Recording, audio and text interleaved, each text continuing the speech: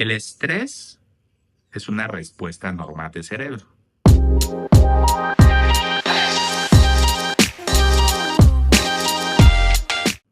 Es como este fósforo.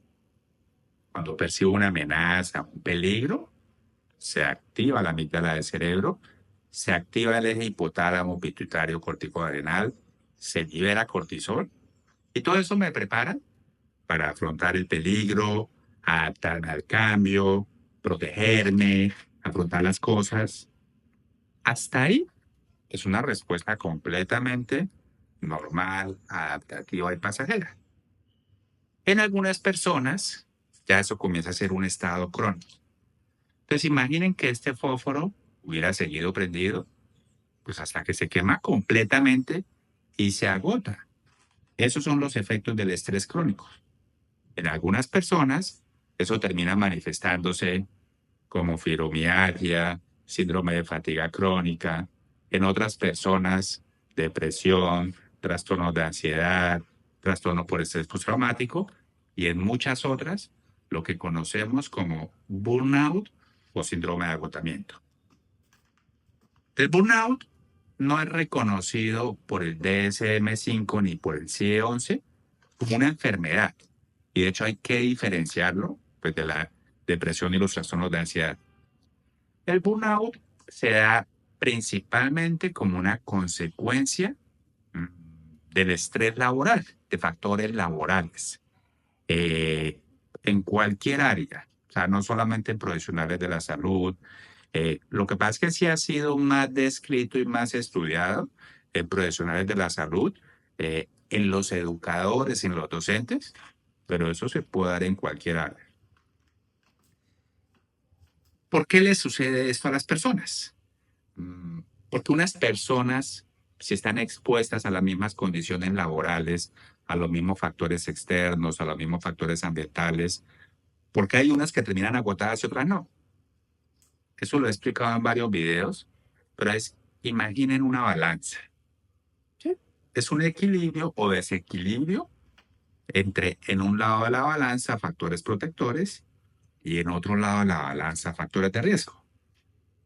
Cualquier persona, si está en un ambiente laboral difícil, un ambiente donde haya gritos, maltrato, insultos, un ambiente sí, donde yo sea menospreciado, donde mi trabajo no sea reconocido, si trabajo 10, 12 horas, si a eso le agrego turnos nocturnos, si a eso le agrego una mala remuneración, si a eso le agrego muchas trabas administrativas, si a eso le agrego, por ejemplo, en el caso de la medicina, la frustración de no poderle dar a muchos pacientes los medicamentos que necesitan por cosas que están ocurriendo en el sistema de salud, por trabas administrativas, pues todo eso lo va pagando uno. Todo eso lo va agotando y lo va quemando uno.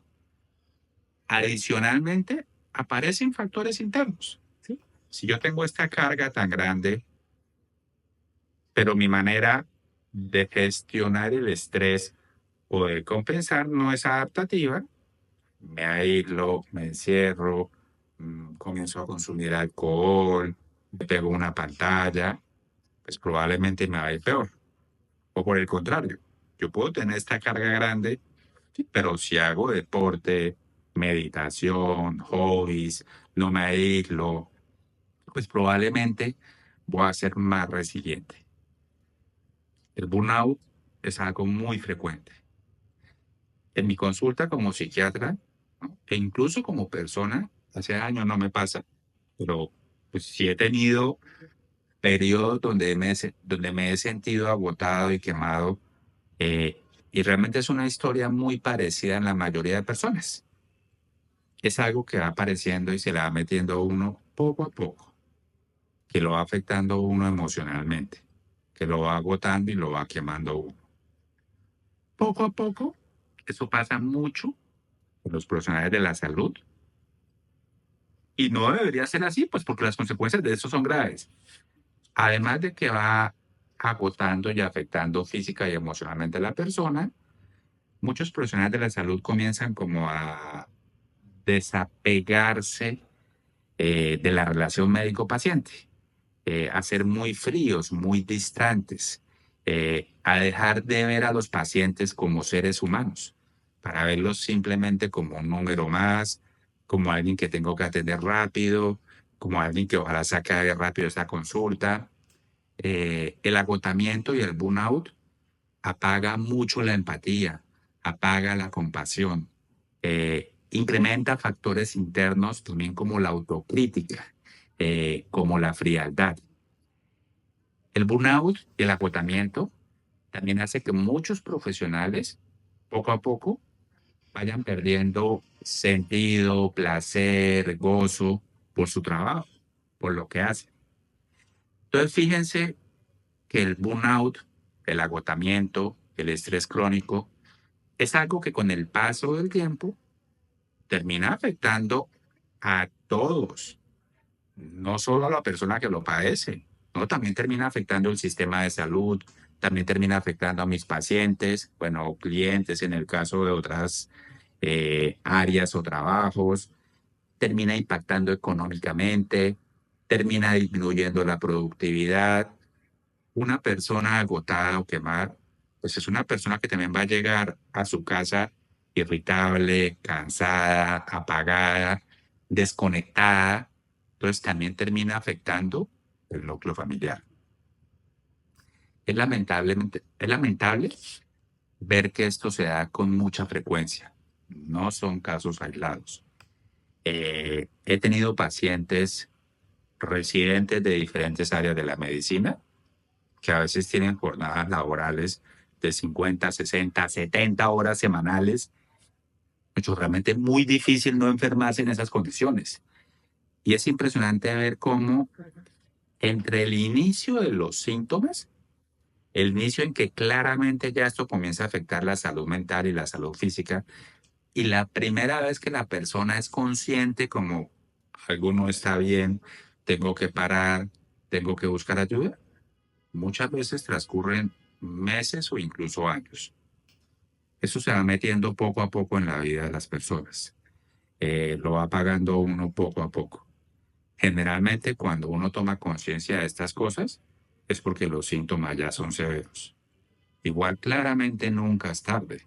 Eh, el burnout, los problemas de salud mental, realmente son de buen pronóstico. O sea, son cosas que cuando uno toma conciencia, para, hace correcciones, hace cambios, pues son cosas que mejoran muchísimo.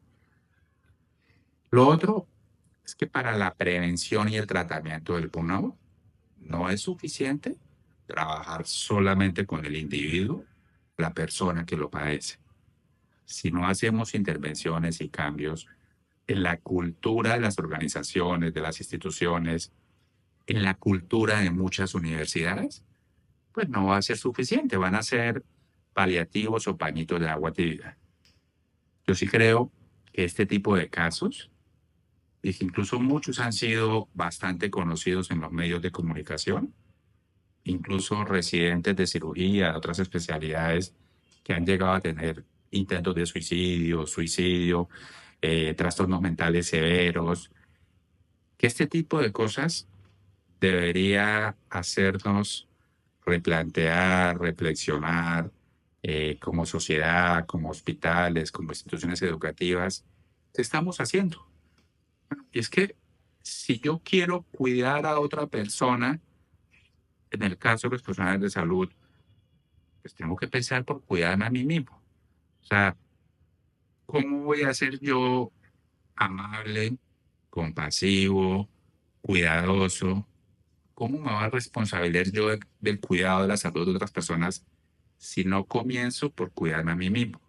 O si yo no le enseño a mis estudiantes, a mis residentes, a mis colegas, la importancia del autocuidado, de cuidar la salud mental. Mm, falta mucho camino por recorrer. O sea, realmente yo pienso que falta mucha regulación desde el punto de vista laboral, legal, para que no se den este tipo de situaciones, para no normalizar este tipo de situaciones. Muchas personas también que han salido en los medios de comunicación, de casos de burnout, ¿sí? Son catalogadas a veces por los colegas como débil, es que se queja mucho. En mi época los médicos aguantaban más. En la generación de cristal. O sea, realmente son cosas absurdas y son cosas ofensivas. No debería ser así. Eh, no normalicemos este tipo de cosas. Y para cerrar, quiero resaltar que así las situaciones externas en mi trabajo, en mi universidad, sean difíciles o sean adversas, de todas maneras hay muchas cosas que yo puedo hacer para cuidar y proteger mi salud mental. Cosas como la actividad física, una buena higiene del sueño, incorporar en mi vida prácticas como la meditación, como el mindfulness, aprender a buscar ayuda, aprender a reconocer los síntomas y los signos de alarma. Todo eso es importante. Si tú estás pasando por una situación de agotamiento, de burnout, bueno, o si tienes problemas de depresión o ansiedad, busca ayuda, no te quedes callado o callada. Mm, No manejes esto solo. Eh, hay muchas cosas que se pueden hacer. Gracias. Por favor, comparte este video con las personas que crean que le pueda servir.